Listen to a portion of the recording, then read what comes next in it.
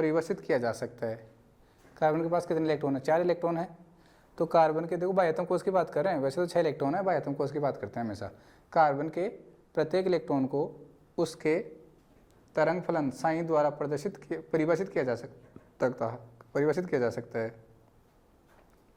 Next line लिखना, चारों संयोजन इलेक्ट्रॉन के लिए तरंग फलन क्रमशः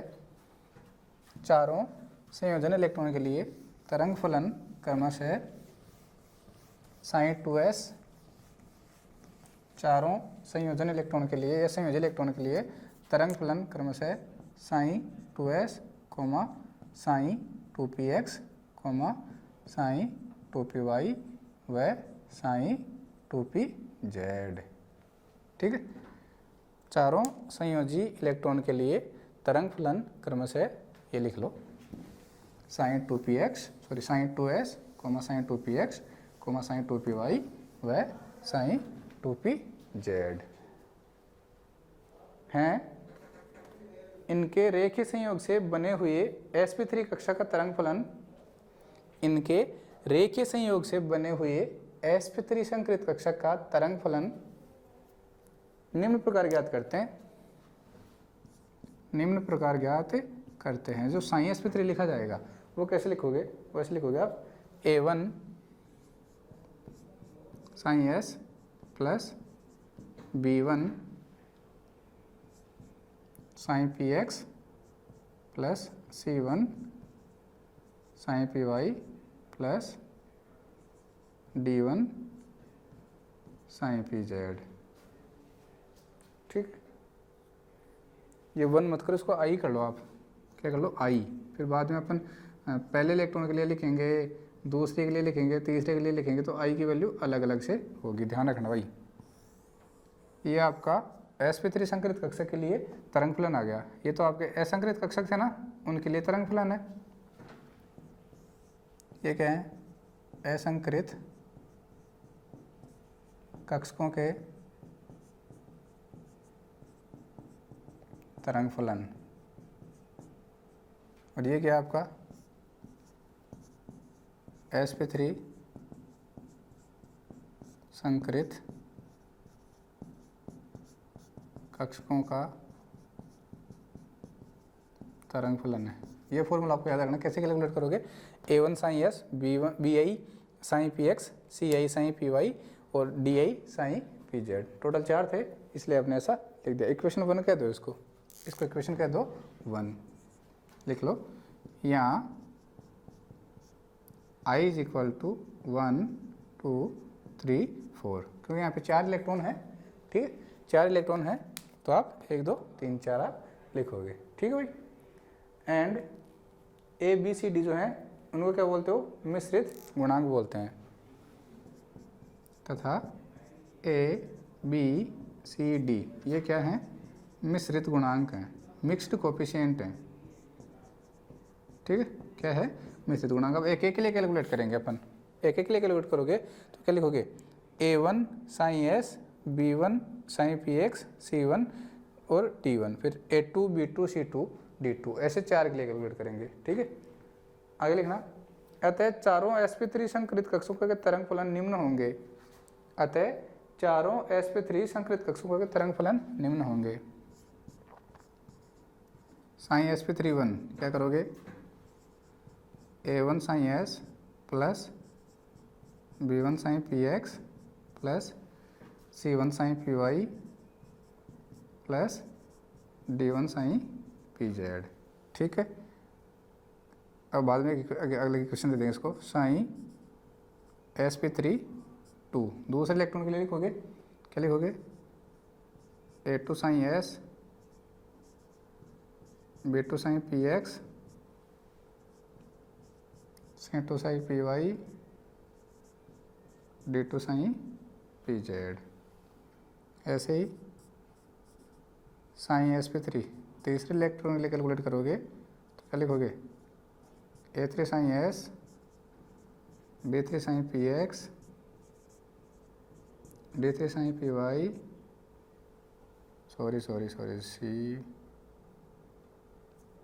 c3 sine py D3 sine PZ दिख जाएगा ना, समझ जाओगे। साइन sp3 चौथे इलेक्ट्रॉन के लिए लिखने जा रहे हो, A for psi S, B for psi PX, C for psi PY, D for psi PZ। ठीक है, इक्वेशन इसको कह दो 2, इक्वेशन 3, इक्वेशन 4, इक्वेशन 5। बोलो इतना समझ में आ गया क्या? इतना समझ में आया कि नहीं आया?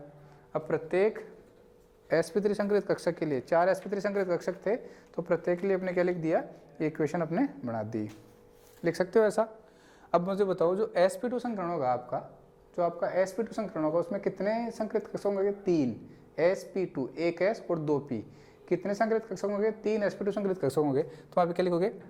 Sign sp2, a1 sine s, bi sine px, ci sine py, 2 ही पी लेने हैं ना। तो लिखो इसी प्रकार, नेक्स्ट ऐसे लिखना, इसी प्रकार sp2 संकरण में एक s व 2 p कक्षकों के संयोग से, एक s व 2 p कक्षकों के संयोग से 3 नए sp2 संकरित कक्षक बनते हैं। 3 नए sp2 संकरित कक्षक बनते हैं जिनके तरंग फलन निम्न है।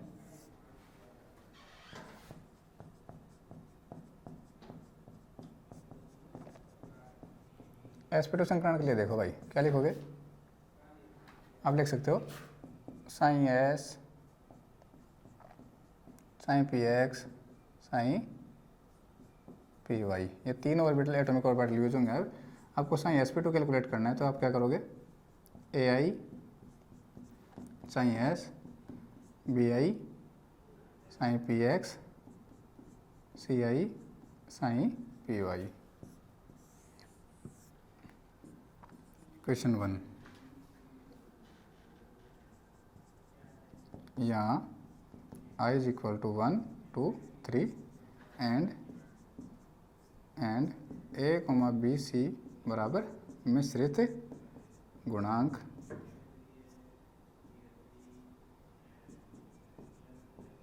मिश्रित गुणांक, ठीक है। देखो भाई, कैलकुलेट आप करने जा रहे हो, तो क्या करोगे? प्रत्येक sp2 संकरित कक्षक के लिए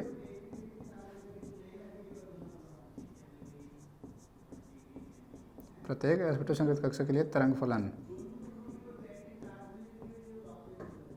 क्या करोगे?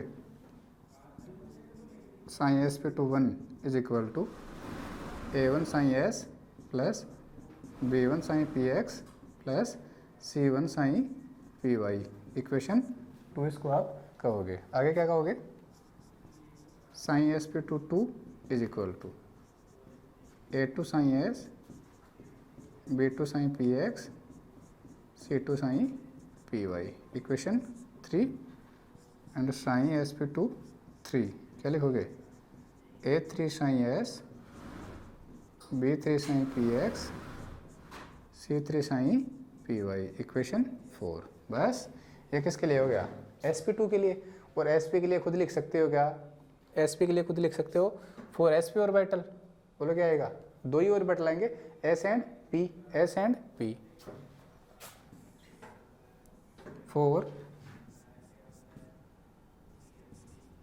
sp संकरण के लिए डायरेक्ट लिख रहा हूँ, आप खुद लिख लेना भाई। Sine sp1 is equal to a1 sine s plus b1 sine px। Sine sp2 is equal to a2 sine s plus b2 sine px। बस लिख दोगे। और वैसे क्या लिखा जाएगा? Sine sp is equal to a1 ai sine s plus bi sine px। Equation 1, 2 and 3। बस ये खत्म। ये आपको प्रत्येक संकरित कक्षक के लिए तरंग फलन लिखना आ गया क्या आपको? बोलो। प्रत्येक किसी भी संकरित कक्षक के लिए तरंग फलन लिख सकते हो। sp2, sp, sp3 किसी भी संकरित कक्षक के लिए तरंग फलन लिखना आपको आना चाहिए। एग्जाम क्वेश्चन यहीं से आता है। एग्जाम क्वेश्चन यहीं से आता है। समझ में आ गया? Very good. अगर समझ में आ गया तो वीडियो को पॉज करो और खुद से ट्राई आप इसको करो, ठीक है। एग्जाम्पल्स में नहीं बता रहा कि sp संक्रमण का एग्जाम्पल क्या आएगा, sp2 का क्या आएगा, वो आपको कह देगा कि जो BeCl2 है, एक BeCl2 मॉलिक्यूल है, उस BeCl2 मॉलिक्यूल के लिए प्रत्येक संकरित कक्षा का आप तरंग फलन लिखो। प्रत्येक संकरित कक्षा का क्या लिखो, तरंग फलन लिखो। अरे सर हम क्या करें, तो देखो रे BeCl2 में एप्लिडेशन क्या है, BeCl2 में एप्लिडेशन क्या आएगा, B क्या आएगा, sp, तो sp के लिए लिख देना ऐसे वाला। अगर बोले BF3 में बताओ तो BF3 में एप्लिडेशन क्या आता है, sp2, लिख देना ये वाला। बोले CCl4 में बताओ तो CCl4 में क्या आता है, sp3, चिपका देना ये वाला। कर लोगे, वेरी गुड। अब इनके कोफिशिएंट ज्ञात करने हैं कि A1 की वैल्यू क्या आएगी, B1 की क्या आएगी, C1 की क्या आएगी, D1 की। फिलहाल इतना समझ में आ गया, वेरी गुड। मैं मिटा रहा हूँ इसको भाई, मिटा रहा हूँ इसको, ठीक है। अब आप हेडिंग डालोगे, संकरित कक्षकों में प्रयुक्त परमाणु कक्षकों के गुणांकों का परिकलन। जो संकरित कक्षकों में जो परमाणु कक्षक प्रयुक्त हो रहे हैं, Sai S, Sai P1, Sai Py, इनके जो कोफिशिएंट होंगे A, B, C, इनको कैलकुलेट कैसे करते हैं वो देखते हैं, ठीक है ना। हेडिंग डालो, संकरित कक्षकों में प्रयुक्त, इंपॉर्टेंट है भाई,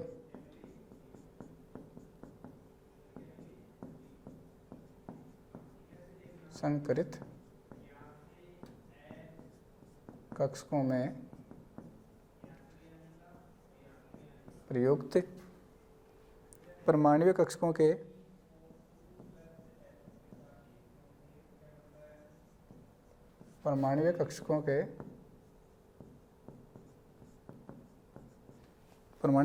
के गुणांकों का परिकलन।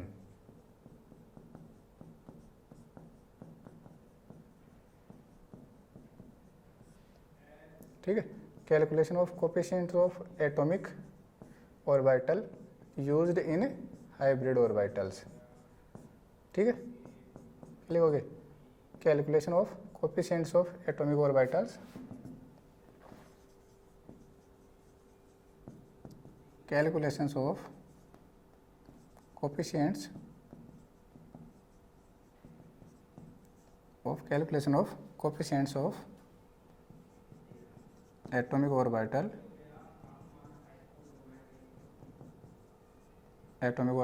used in hybrid orbital,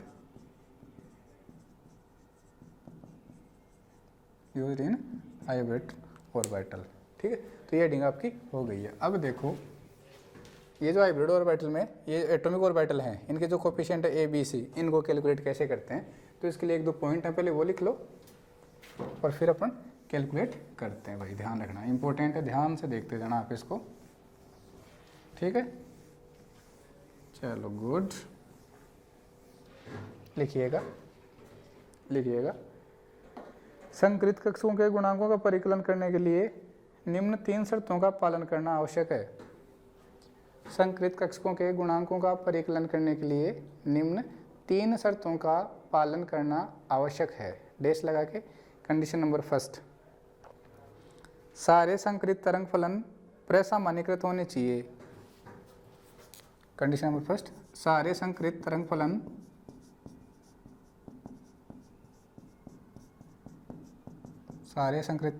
प्रसामान्यीकृत होने चाहिए।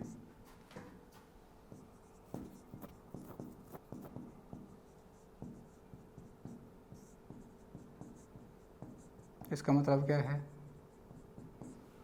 All hybrid wave function are normalised, all hybrid wave functions are normalised.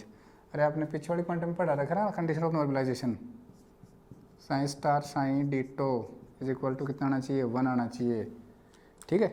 ये कंडीशन ऑफ नॉर्मलाइजेशन है। और आपने एक और पढ़ रखा है, psi star psi d tau is equal to 0 आ गया, तो ये कंडीशन ऑफ ऑर्थोगोनैलिटी है। ये प्रसामान्यीकरण की शर्त है, ये लंब कोणीयता की शर्त है, ये प्रसामान्यीकरण है, ये लंब कोणीयता की शर्त है। आपने पढ़ रखा है इस चीज़ों को, ठीक है भाई। चलो अब मैं डायरेक्ट बोलूँगा, दूसरा पॉइंट लिखो आप, ये तरंग फलन लंब कोणीय होनी चाहिए, ये तरंग फलन लंब कोणीय होनी चाहिए। इंग्लिश में लिख लो, these wave functions are orthogonal, these wave functions are orthogonal, normalize भी होनी चाहिए, ऑर्थोगोनल भी होने चाहिए। अगला पॉइंट लिखो, अगला पॉइंट लिखो, ये तरंग फलन एक दूसरे के तुल्य होते हैं। These wave functions are equal to each other, ये तरंग फलन एक दूसरे के तुल्य होते हैं। These functions are equal to each other, ये सारे जो वेव फंक्शन होते हैं ये एक दूसरे के होते हैं, बराबर होते हैं।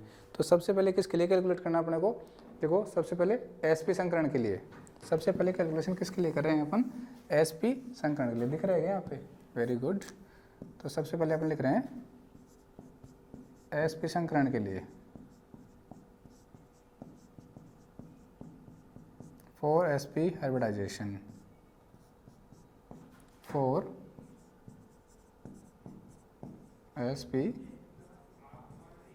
हाइब्रिडाइजेशन। तो आपने पढ़ा है कि जो एसपी हाइब्रिडाइजेशन होता है, आपने लिखा sine S P is equal to A I sine S plus B I sine P X, ठीक है। फिर आपने इक्वेशन बना दी, sine S P one is equal to A one sign S plus B one sign P X. Similarly sine S P two is equal to A two sign S plus B two sign P X. ये अपन ने इसको wave function आपने लिख दिया था।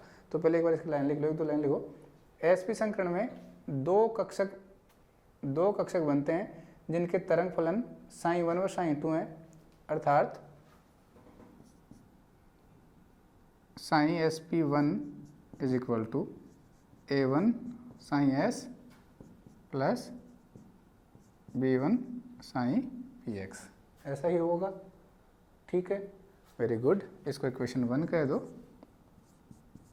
Sign S P two is equal to A two sign S B two sign P S, equation 2। समझ में आएगा, पीछे दिखा था वैसे लिखा है अपन ने, वैसे ही अपने यहाँ पे लिखा है। अब चाहो तो इनको एस पी नहीं भी कह सकते, मुझे कोई दिक्कत इसमें नहीं है। यहाँ A one B one and A two B two मिश्रित गुणांक हैं, लिख लेना भाई कौन क्या है। यहाँ A one comma B one व ए टू कोमा बी टू मिश्रित गुणांक हैं। क्या है, मिश्रित गुणांक हैं, मिक्स्ड कोफिशिएंट हैं, ठीक है, वेरी गुड। आगे लिखना आप, अकॉर्डिंग टू फर्स्ट कंडीशन, प्रथम शर्त के अनुसार,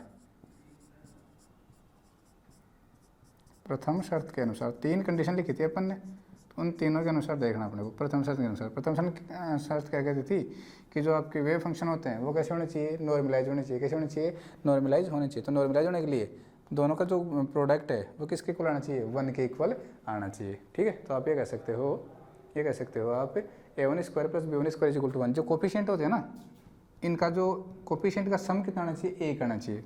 कह सकते हो आप A one square plus B one square is equal to क्या आना चाहिए, 1। अगर ऐसा होता तो आप ऐसा लिख सकते हो, A two square plus B two square is equal to 1। ऐसे भी आप तो लिख सकते हो, नहीं लिख सकते, इसको इक्वेशन कहोगे 3। Similarly A two square plus B two square is equal to 1, equation हो गई आपकी 4। बोला समझ में आ रहा है कि नहीं आ रहा। फर्स्ट शर्त क्या थी आपकी कि जो वेव फंक्शन ले रहे हो वो कैसे होना चाहिए, नॉर्मलाइज होना चाहिए, प्रेशर में निकले होने चाहिए। तो उनके जो कोफिशिएंट है ना, इनका योग कितना आना चाहिए, 1 आना चाहिए। तो अपन लिख दिया, इनके स्क्वायर का योग कितना आना चाहिए, 1 आना चाहिए, ठीक है। अपन ने अलग से इक्वेशन बना दी, इनको 3 और 4 अपन ने कह दिया। दूसरी शर्त के अनुसार आगे क्या लिखोगे,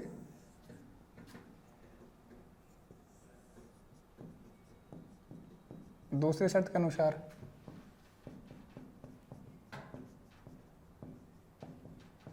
क्या कहते हैं, दूसरी शर्त कि लंबकोणीय होनी चाहिए। और लंबकोणीय तक मैंने शर्त बता दी थी कि जो उनका जो प्रोडक्ट है वो किसके इक्वल होना चाहिए, 0 के इक्वल होना चाहिए। प्रोडक्ट किसके इक्वल होना चाहिए, 0 के इक्वल होना चाहिए। तो यहाँ पे क्या आएगा, पता है क्या आएगा, यहाँ पे आएगा a1 a2 plus b1 b2, a1 a2 plus b1 b2 is equal to 0, equation 5। ये ध्यान रखना भाई आपको, ये दूसरी शर्त है, लंबकोणीय तक शर्त है, ये आपकी प्रसमनीकरण की शर्त है, ठीक है। अब लिखो, लिखो एस कक्षक गोलाकार व सममित होता है। ये एस कक्षक यूज करियो ना आप, ये वाला एस कक्षक एक तो स्फेरिकल होता है और एक सिमेट्रिक होता है। देखो एस कक्षक गोलाकार सममित होता है और दोनों संकृत कक्षक साइन 1 व साइन 2 परस्पर तुल्य भी हैं, बिल्कुल सही है। तीसरी शर्त, दोनों कक्षक कैसे होने चाहिए, बराबर होने चाहिए। ठीक है, हमने लिखा एस कक्षक गोलाकार सममित होते हैं और दोनों संकरित कक्षक साइन 1 व साइन 2 परस्पर तुल्य भी हैं, ब्रैकेट में लिख दो, तीसरी शर्त के अनुसार दोनों तरंग फलन क्या होते हैं, बराबर होते हैं। ठीक है, अतः दोनों कक्षकों साइन 1 व साइन 2 में एस कक्षक का योगदान समान रहता है। दोनों कक्षकों साइन 1 व साइन 2 में एस कक्षक का योगदान क्या रहता है, समान रहता है, क्योंकि वो गोलाकार सममित होता है इस वजह से। ठीक है, रहता है, अर्थात आगे लिखना है आपको, थोड़ी लिखने के बाद लिखना, अर्थात a1 square plus b1 square is equal to 1, तो a1 square is equal to b1 square हो जाएगा क्या भाई, दोनों का योगदान क्या है, बराबर है, दोनों का योगदान क्या है, बराबर है। ठीक है, so a1 square plus a2 square, a1 square plus a2 square is equal to 1। हमने क्या कहा, देखो ये s के कोफिशिएंट है क्या, s के गुणांक है क्या, और दोनों में s का समान योगदान होता है, तो a1 square plus a2 square का योग कर दिया, कितना कर दिया अपन ने, 1 कर दिया। तो आप कह सकते हो कि जो a1 स्क्वायर है वो बराबर है किसके, a2 स्क्वायर के, a1 स्क्वायर बराबर है किसके, a2 स्क्वायर के बराबर है।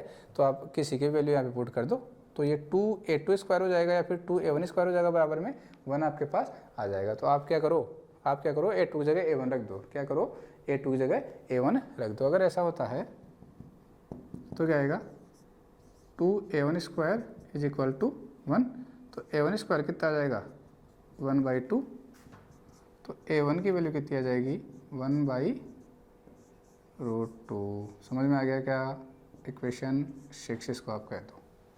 ठीक है, इक्वेशन 6 इसको आप कह दो, नहीं मत कहो, कुछ भी मत कहो।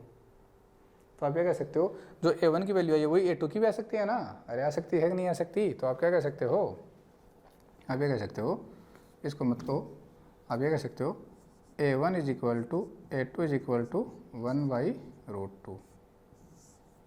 इसकी वैल्यू कहाँ से निकाल सकते हो, आप निकाल सकते हो यहाँ से, a1 की वैल्यू पुट कर दो, a2 की वैल्यू इसमें से निकाल दो, आ जाएगा आपका, ये आएगा a1 और a2 की वैल्यू क्या आएगी, इक्वल आपके पास आएगी। इसको कह दो आप इक्वेशन 6, इसको क्या कर दो, इक्वेशन 6 कर दो। a1 की वैल्यू आ गई, a2 की वैल्यू आपके पास आ गई है। तो आप क्या करोगे, यहाँ वैल्यू पुट कर दोगे और b1 b2 की वैल्यू निकालोगे। लिखो, a1 का मान इक्वेशन 3 में रखने पर, a1 का मान इक्वेशन 3 में रखने पर, ये याद करनी है भैया आपको, यहाँ रखोगे तो यहाँ से b1 का मान निकालोगे, क्या आएगा, a1 स्क्वायर, अपने पास तो 1/√2, इसका स्क्वायर प्लस b1 का स्क्वायर इज इक्वल टू 1। तो यहाँ से b1 square is equal to निकालोगे तो ये जाएगा 1 - 1/2, भैया तो 1/2 हो जाएगा, लो कर लो रे, 1/2 प्लस b1 स्क्वायर बराबर में 1। आपको b1 स्क्वायर की वैल्यू चाहिए, 1 - 1/2, b1 स्क्वायर बराबर 1/2, b1 बराबर 1/√2। समझ में आ गया क्या, b1 की वैल्यू आ गई 1/√2, a1 की आ गई, a2 की आ गई, b1 की आ गई, तो b2 की निकाल सकते हो क्या, b2 की वैल्यू आपके वहाँ से निकाल सकते हो। उसको इक्वेशन कर दो 7, इक्वेशन कर दो इसको 7। a1 का पता है, a2 का पता है, b1 का पता है, b2 निकाल सकते हो। अरे ये तो 1 हो जाएगा भाई, 1/√2 1/2 1/2 हो जाएगा। ठीक है, और ये इसको ऐसे कर लो, तो इसको इक्वल में लेके जाओगे, -1/2 हो जाएगा, और इसको डिवाइड में करोगे, देखो हो जाएगा। लिखो a1 b1 व a1 a2 व b1 के मान समीकरण 5 में रखने पर, a1 b1 व a2 के मान समीकरण 5 में रखने पर, समीकरण 5 में रखा, a1 की वैल्यू कितनी है, 1/√2 इंटू 1/√2 प्लस 1/√2 इंटू b2 बराबर 0। ये कितना आ गया, 1/2 plus b/√2 is equal to 0, b/√2 is equal to minus का 1/2, b बराबर क्या जाएगा, माइनस का 1/2 इंटू √2। देखो भाई, ये सॉरी b2 है ना, ऊपर वाला माइनस तो √2 रहेगा, नीचे वाले को अपन √2 इंटू √2 लिख सकते हैं क्या, एक √2 से एक √2 मेरा। b2 की वैल्यू क्या आ गई, b2 की वैल्यू आपके पास आ गई है माइनस का 1/√2। इक्वेशन 8 देखो भाई, a1 और a2 की वैल्यू कितनी आई थी अपने पास, 1/√2 1/√2। b1 की वैल्यू 1/√2 और b2 की वैल्यू कितनी आ गई, माइनस का 1/√2। ध्यान रखना भाई, कितनी आ रही है, माइनस का 1/√2। समझ में आ गया क्या, वेरी गुड, बहुत बढ़िया। अब लिखो समीकरण 1 व 2 से, समीकरण 1 व 2 से अब मान रख देते हैं इनके, अब इनके मान रख देते हैं। दिख रहा है क्या, इधर दिख जाएगा, चलो लिख देता हूँ, दिख जाएगा तो। समीकरण 1 व 2 से क्या लिखोगे, sign SP1 is equal to, a1 की वैल्यू क्या है 1/√2 sine S plus 1/√2 sine PX, sine SP2 1/√2 sine S minus 1/√2 sine PX। बोला समझ में आया कि नहीं आया। ये इनके तरंग फलन बन गए, ये इनके वास्तव में तरंग फलन बन गए। देखो a1 b2 के मान निकाल लिए, उनको मान निकालने के बाद में जो तरंग फलन आए हैं वो आपको अच्छे से निकालने आने चाहिए। आप उसको इक्वेशन कह दो। अभी क्या करो आप, 1 मिनट रुकना भाई, चलो कुछ मत करो, लिख दो इसको ऐसे ही, बस ख़त्म हो गया आपका, ये आपका सिस्टम ख़त्म हो गया है। कर लोगे ऐसा, कर लोगे, कर लोगे, बहुत बढ़िया भाई। ये किसके लिए ख़त्म हो गया आपका, SP संकरण के लिए। सेम टू सेम कंडीशन किसके लिए करनी है आपको, SP2 संकरण के लिए। ठीक है, तो लिखो SP2 संकरण के लिए, अगला लिखो आप SP2 संकरण के लिए। ठीक है, अब की बार ये चेंज हो जाएगा सब कुछ, एक सी और आ जाएगा, यहाँ पे 3 और बैठला जाएंगे एक, तो यहाँ पे ये एक और आ जाएगा। ठीक है, ठीक है, लिखना, लिखो SP2 संकरण में 3 संकृत कक्षक बनते हैं जिनके तरंग फलन क्रमशः sin1 sin2 sin3, मतलब आप लिख सकते हो, ये लिखना ही पड़ेगा, मिटा के लिखना पड़ेगा, अर्थात sin SP2 1 is equal to क्या आएगा, a1 sin S plus b1 sin PX plus c1 sin PY, sin SP2 2 a2 sin S b2 sin PX c2 sin PY, sin SP2 3 a3 sin S b3 sin PX c3 sin PY। Equation 1, equation 2, equation 3। इनको rough कर देता हूँ, भाई ध्यान रखना, इनको rough ही कर रहा हूँ। अब वही पहली कंडीशन नॉर्मलिटी की, दूसरी कंडीशन ऑर्थोगोनलिटी की, और तीसरी कंडीशन दोनों को बराबर करने की। वहाँ से तीनों से A, B, C के मान निकाल लो, तीनों में चिपका दो, काम आपका ख़त्म। फिर एक SP3 के लिए और कैलकुलेट करना है। ठीक है, ठीक है भाई, लिखो इक्वेशन 3 बोल दिया आपने, लिखना। चूंकि तीनों संकृत कक्षक एक दूसरे के तुल्य हैं, कह रखा है अपन ने, तीसरी शर्त अपनी कि तीनों संकृत कक्षक होते हैं वो एक दूसरे के होते हैं, तुल्य होते हैं। ठीक है, चूंकि तीनों संकृत कक्षक एक दूसरे के तुल्य हैं और S कक्षक गोलाकार रूप से सममित होने के कारण, और S कक्षक गोलाकार रूप से सममित होने के कारण तीनों कक्षकों में समान रूप से वितरित होता है, तीनों कक्षकों में समान रूप से वितरित होता है। अतः a1 square plus a2 square plus a3 square is equal to 1।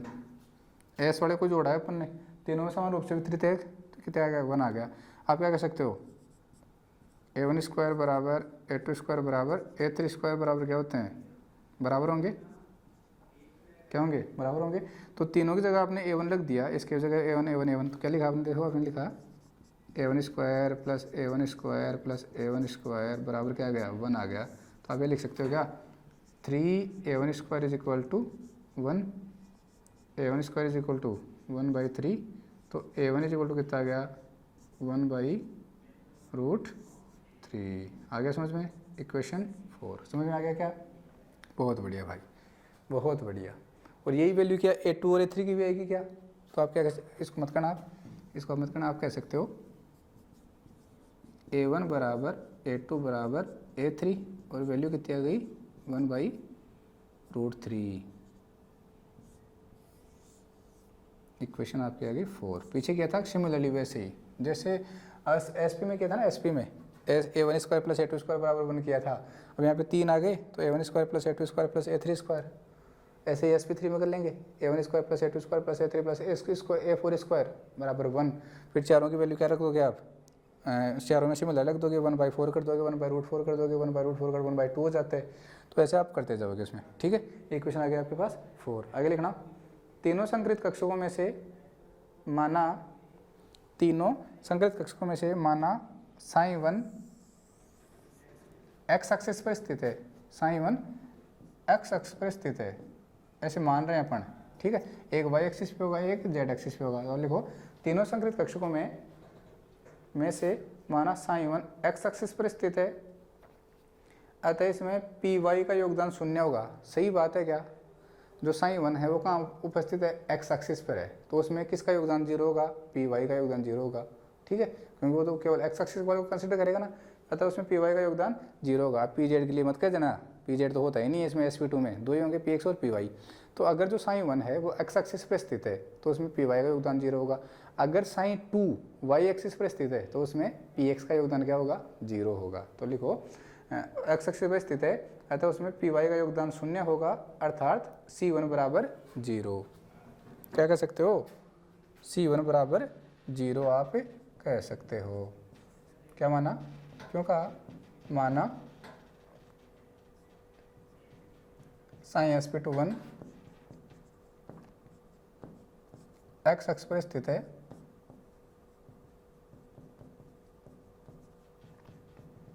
अतः इसमें पी वाई का योगदान 0 होगा, इसलिए C1 बराबर क्या लिखा अपन ने, 0 लिखा। तो C1 बराबर 0 लिखोगे आप तो क्या होगा, बोलो क्या होगा, ये वाली टर्म यहाँ से हट जाएगी, ठीक है। तो आप क्या लिखोगे, क्या लिखोगे, प्रथम शर्त के अनुसार, तो प्रथम शर्त के अनुसार, प्रथम शर्त क्या कहती थी, A1 square plus B1 square plus C1 square बराबर 1, A1 square plus B1 square plus C1 square is equal to 1 होता है, ठीक है। तो C1 स्क्वायर की वैल्यू क्या रख दोगे, 0 रख दोगे, तो क्या आएगा, A1 square plus B1 square is equal to 1 आएगा। इसको इक्वेशन को होगा 5, इक्वेशन को 5, क्योंकि C1 square is equal to 0, इसलिए A1 square plus B1 square is equal to 1 आ गया। अब देखो A1 की वैल्यू आपको पता है 1/√3, तो A1 स्क्वायर की कितनी हो जाएगी 1/3, तो B1 की कितनी हो जाएगी 2/3, है ना, √2/3 कितनी हो जाएगी, देखो, क्योंकि A1 इज इक्वल टू 1/√3, तो A1 स्क्वायर इज इक्वल कितना हो जाएगा 1/3, तो 1/3 plus B1 square is equal to 1, B1 square is equal to 1 minus 1/3, B1 sorry is equal to कितना जाएगा, स्क्वायर इज इक्वल टू 2/3, ठीक है। तो B1 इज इक्वल टू कितना आ जाएगा, √2/3।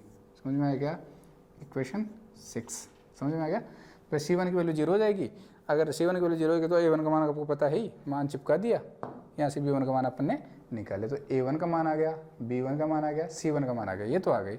अब A2 का मान आया हुआ, A3 का मान आया हुआ, B2 और C2, B3 और C3 के मान और निकालने हैं अपने को, ठीक है। समीकरण 1 से समीकरण 1 से।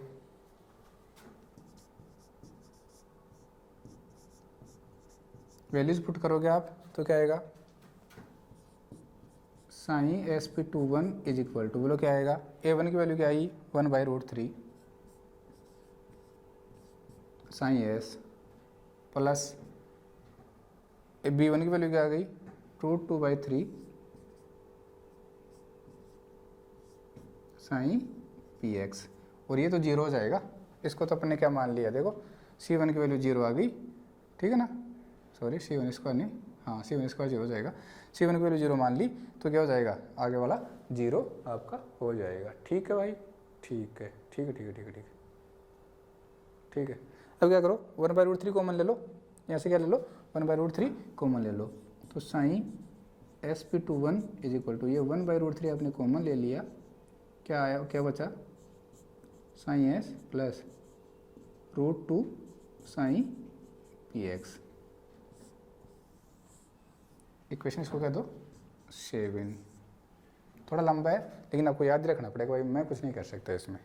आया समझ में इतना, वेरी गुड। आगे क्या करते हैं अपन, देखो भाई साइन 1 व साइन 2 की लंबकोणीयता से, साइन 1 व साइन 2 की लंबकोणीयता से,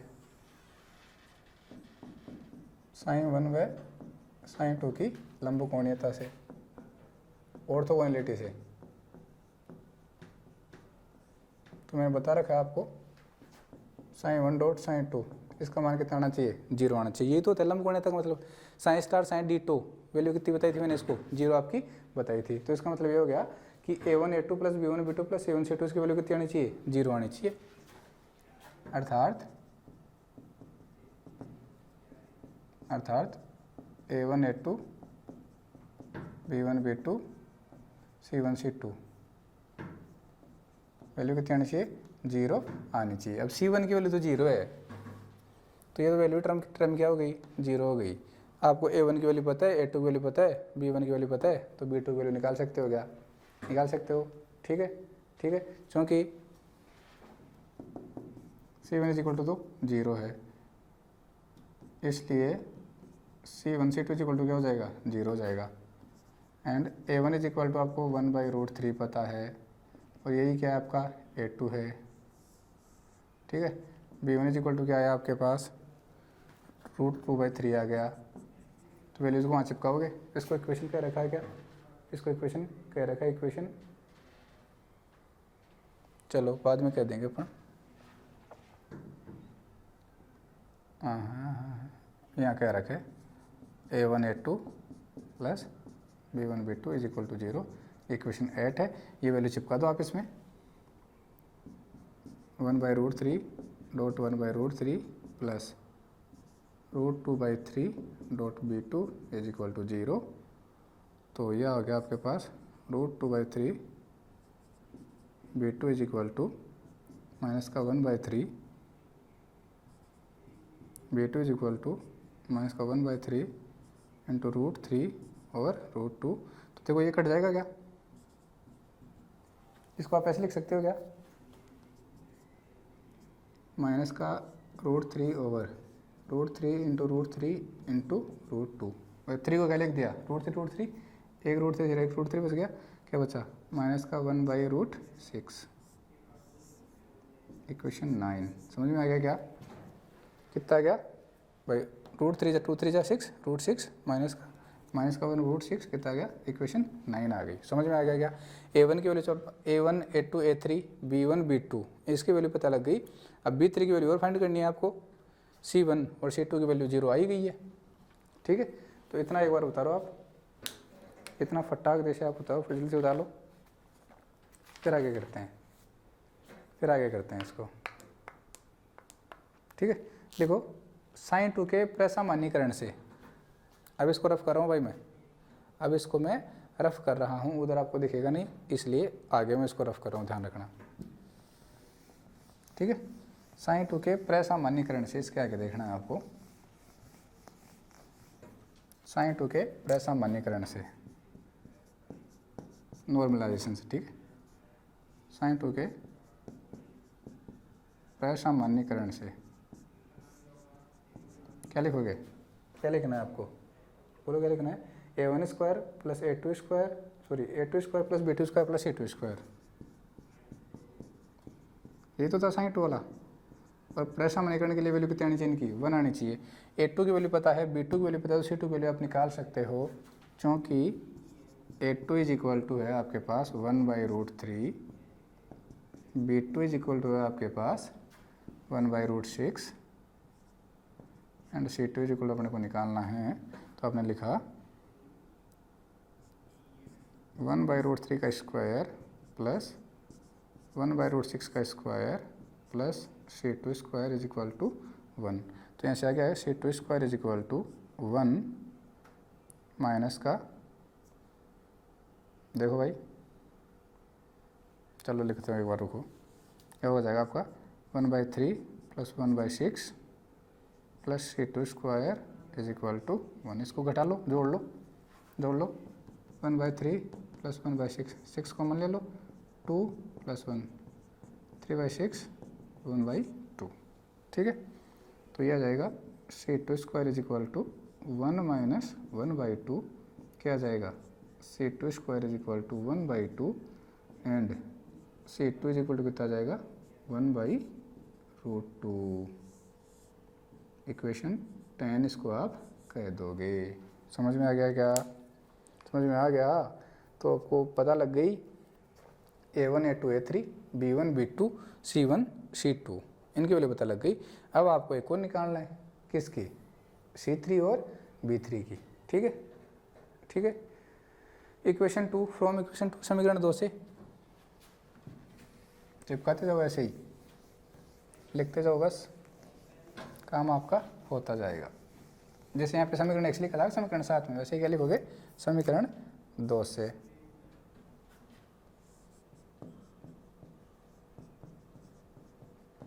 क्या थी, sine sp/2 is equal to sine s A2 sine s plus B2 sine px plus C2 sine py। लिखोगे sine sp/2 is equal to A2 की वैल्यू क्या आई है आपके पास, A2 1/√3 है क्या, 1/√3 साइन s प्लस B2 की वैल्यू क्या आ गई 1/√6 साइन px प्लस C2 की वैल्यू आपके पास आएगी 1/√2 साइन py। समझ में आ गया क्या? ये वैल्यूज आपने पुट कर दी है आपने, ठीक है। इसको इक्वेशन कर दो आप 11, क्या कह दो इसको, इक्वेशन 11। आगे आप क्या देखोगे, आगे लिखोगे आप इसी प्रकार साइन 1 व साइन 3 की लंबकोणीयता से, इसी प्रकार देखो साइन 2 साइन 3 की मान ली, साइन 1 साइन 2 की मान ली, ठीक है, साइन 1 साइन 2 की मान ली, साइन 2 साइन 3 की मान ली। अब क्या मानोगे साइन 1 साइन 3 की। इसी प्रकार साइन 1 व साइन 3 की लंबकोणीयता से, तो उसका मतलब क्या है, उसका मतलब ये है A1 A3 B1 B3 C1 C3, A1 A3 B1 B3 C1 C3 is equal to 0 होना चाहिए आपके पास, ठीक है। एक क्वेश्चन हो जाएगी आपकी, कोई बात नहीं, बाद में दे देंगे इसको। अब आपको सब कुछ पता है, सब कुछ आपको पता है। A1 की वैल्यू 1/√3, A3 की वैल्यू 1/√3, B1 की वैल्यू कितनी है, B1 की वैल्यू है आपके पास √2/3, B3 की वैल्यू अपने को पता नहीं है, ठीक है, B3 की वैल्यू अपने को पता नहीं है, और C1 की वैल्यू अपने को पता है ही, पता है कि नहीं पता, C1 की वैल्यू 0 होती है ना, C1 की वैल्यू क्या होती है, क्योंकि C1 इज इक्वल टू 0 अगर रखा है, इसलिए C1 C3 कितना हो जाएगा, ये भी 0 हो जाएगा। इक्वल टू में क्या आ जाएगा आपके पास 0 आ जाएगा भाई, ठीक है, यही तो है। C1 तो पहले ही क्या रखा 0 होता है, C1 पहले ही क्या रखा अपने, ये रहा, C1 पहले ही क्या रखा अपने 0 है, ठीक है। करो 1/3 plus √2/3 B3 is equal to 0 तो √2/3 B3 is equal to minus का 1/3, ठीक है। क्या करोगे, B3 is equal to minus का 1/3 इंटू √3/√2, ये कट जाएगा, क्या आ जाएगा, B3 is equal to minus का 1/√6।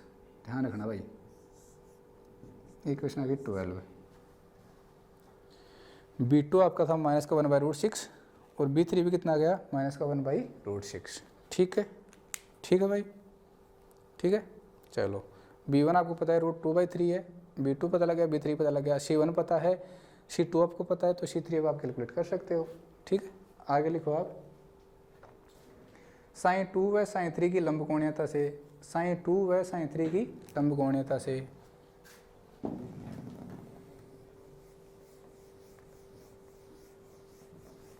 ये लास्ट आ गया बस, sin 2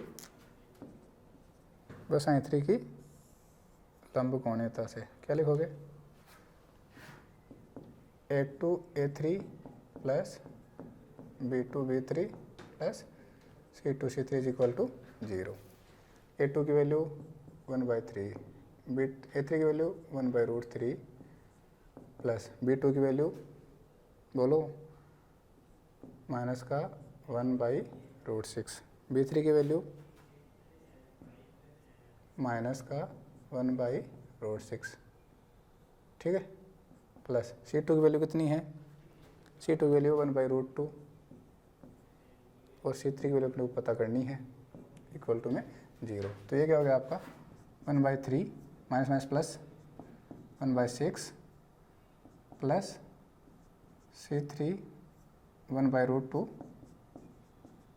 C3 is equal to 0। तो इसको जब कैलकुलेट आपने किया था तो कितना आया था, दोबारा से जोड़ लो, ये 6 आ गया, ये 2 आ गया, 3/2 1/2 आपके पास आ गया था, तो ये आ जाएगा 1/2 plus 1/√2 C3 is equal to 0। तो क्या आ जाएगा 1/√2 C3 is equal to minus का 1/2 C3 is equal to minus का 1/2 into √2 C3 is equal to minus का 1/√2। इक्वेशन 13 समझ में आ गया। अरे देखो इस 2 को क्या लिख सकते हो, √2 इंटू √2 लिख सकते हो, √2 इंटू √2, एक √2 से एक √2 कट जाएगा। कैसे लिखा आपने, माइनस का √2 इंटू √2, ये लो, खुश खुश हो। चलो इक्वेशन 13, अब सबकी वैल्यू आपके पास आ गई है, सबकी वैल्यू आपके पास आ गई है। तो अब आप फ्रॉम इक्वेशन 3, उसके लिए भी आप लिख दो, फ्रॉम इक्वेशन 3, समीकरण 3 से क्या थी, sine sp2 3 is equal to A3 sine s plus B3 sine px plus C3 sine py, value put कर दो। A3 1/√3 sign s plus B3 बोलो रे, B3 कितना आया, माइनस का 1/√6 साइन px और C3 कितना आ गया, माइनस का 1/√2 साइन py। समझ में आ गया क्या, ये आपका sp2 संकरण के लिए क्या है, लंबकोणीयता की शर्त है भाई। कर लोगे, काफ़ी है इतना तो। अगर एग्जाम में आ जाए तो एक ही क्वेश्चन आएगा भाई, अगर एग्जाम में आएगा तो केवल एक ही क्वेश्चन इतना लंबा आपके पास आएगा, इतना लंबा क्वेश्चन आपको देखने को मिलेगा। ठीक है, ठीक है भाई, ओके आगे देखते हैं। हेडिंग डाल दो, हेडिंग डाल दो, संकरण के प्रकार से बंद कोण की गणना, संकरण के प्रकार से बंद कोण की गणना। सीधा सीधा है भाई, ये आपका सीधा सीधा सा है। लिखो संकरण के प्रकार से बंद कोण की, रफ कर रहा हूँ इसको मैं, इसको मैं रफ कर रहा हूँ, अच्छे से ध्यान रखना।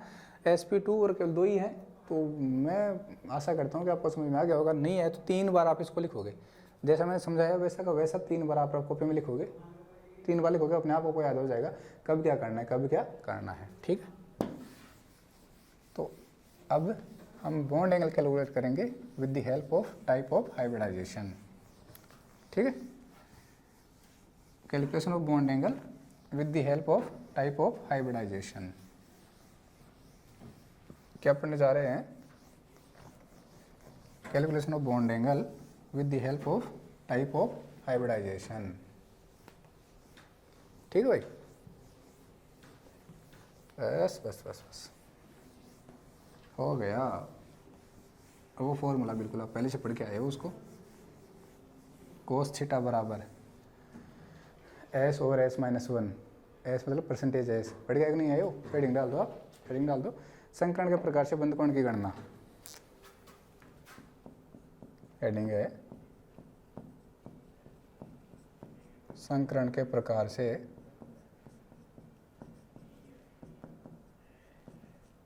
बंद कोण की गणना।